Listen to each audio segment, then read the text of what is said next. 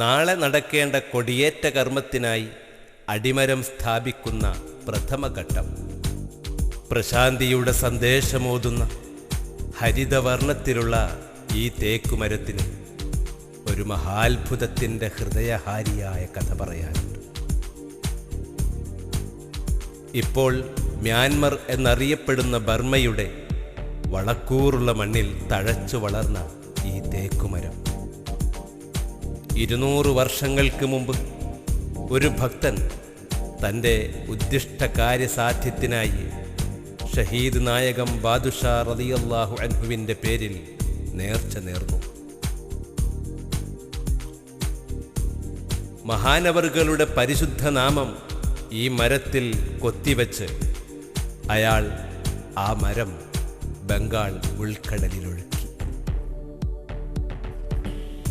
നിത്യഹയാത്തിൻ്റെ സത്യപ്രഭാവരൻ ബാദുഷായുടെ ഹൽറത്തിലേക്ക് ഒട്ടും ദിശ തെറ്റാതെ ആ മരം ഒഴുകിയെടുത്തു.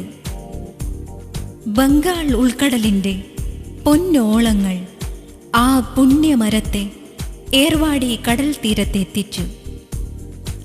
അന്നു മുതൽ ഇന്ന് വരെ ഈ മരത്തിലാണ് ഏർവാടിയിൽ കൊടിയേറ്റം നടക്കുന്നത്. സലാത്തുല്ലാ